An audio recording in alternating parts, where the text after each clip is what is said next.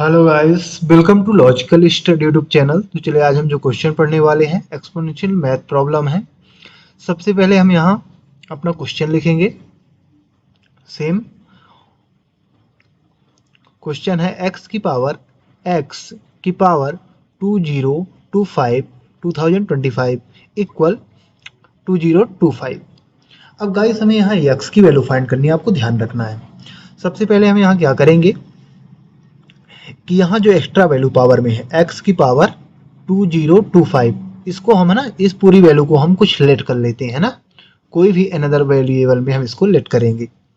तो मान लेते हैं इसको लेट x की पावर 2025 इक्वल t। ठीक है ना, इस पूरी वैल्यू को हमने t के इक्वल मान लिया है ना, t के बराबर मान लिया। अब यहाँ हम क्या करेंगे कि थोड़ा इसको सॉल्व करते हैं। इसको यदि हम x की पावर, इसको सेम लिखेंगे, बाहर से होल पावर में हम इसको 1 डिवाइड बाई 2025 से दोनों साइडों में मल्टीप्लाई कराएंगे पावर में।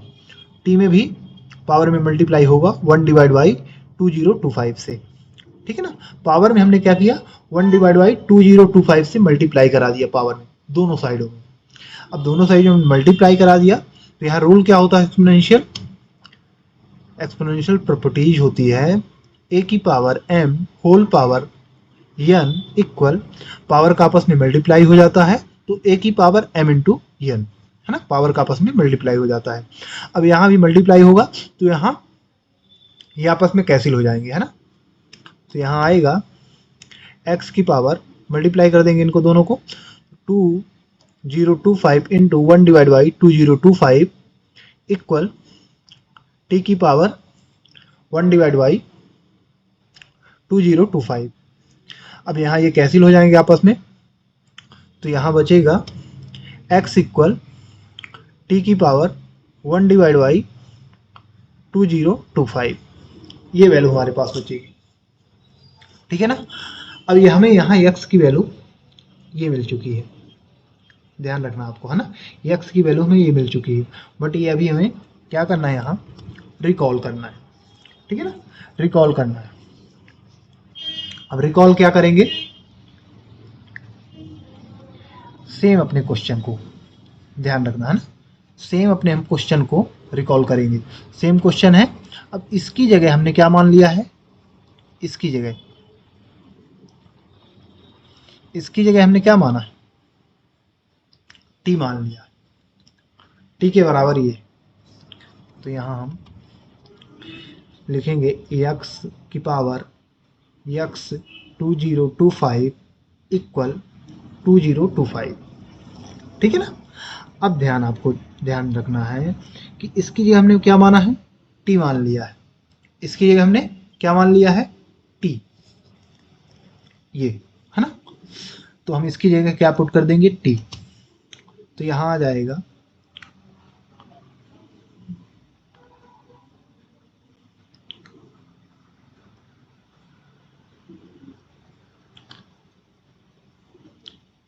अभी यहाँ आपको समझ में आ गया, नहीं आया।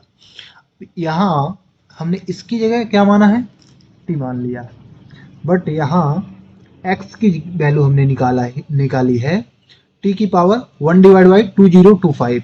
तो x की वैल्यू, पहले आपको x की वैल्यू रखना है। ठीक है ना, तो x की वैल्यू हमने क्या रख दी, यहाँ t की power 1 divide by 2025 whole power में ये जो वैल्यू है x की पावर 2025, तो होल पावर में ये t आ गई बाहर से, है ना, पावर में t आ गई इक्वल 2025, सेम लिखेंगे।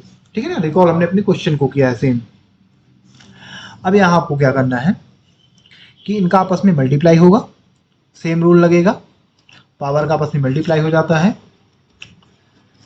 तो t की power 1 divide by 2025 into t equal 2025। ठीक है ना। अब यहाँ फिर एक्सपोनेंशियल रूल होता है सेम, बट इसमें क्या एक्सचेंज रहेगा कि इनको हम एक्सचेंज कर सकते हैं। कैसे एक्सचेंज कर सकते हैं, इसका रूल ये होता है, यदि a की power m whole power n है तो आप ये जानते हैं कि इनका आपस में मल्टीप्लाई हो जाता है। तो मल्टीप्लाई होगा तो क्या हो जाएगा, ए की पावर m इंटू एन। अब इसको भी हम इस फॉर्म में यदि लिखेंगे एक्सचेंज करके, तो हम इसको लिख सकते हैं ए की पावर m को हम इस बार हम बाहर कर देंगे, है ना, n को अंदर ले लिया, n को अंदर ले लिया पावर में, और होल पावर में m ले लिया, यानी इनको हम एक्सचेंज कर सकते हैं पावर को। सेम यहाँ हम करेंगे, ये इंटू में है, इनको हम एक्सचेंज करेंगे, तो हम इसको लिख सकते हैं t की पावर t होल पावर में हम लिखेंगे इसको 1 डिवाइड बाई 2025, ठीक है ना, इस रूल से इक्वल 2025 सेम लिखेंगे। यहां तक आपको समझ में आ गया होगा। अब यहां आपको क्या करना है कि दोनों साइडों में, ठीक है ना, ये वैल्यू सेम लिखेंगे, और दोनों साइडों में हमें पावर में मल्टीप्लाई करना है, पावर में मल्टीप्लाई करना है 2025 से, इक्वल 2025 की पावर 2025।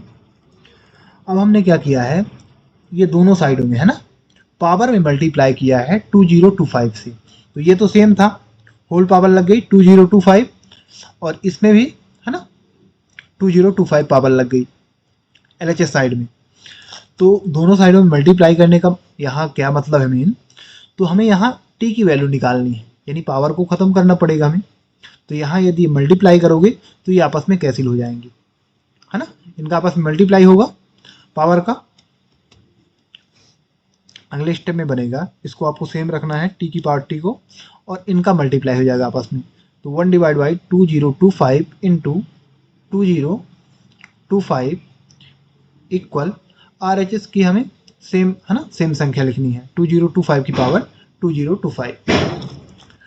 अब यहाँ आप क्या करेंगे कि ये दोनों कैंसिल हो जाएंगे आपस में, तो यहाँ क्या बचेगा, t की पावर t इक्वल 2025 की पावर 2025।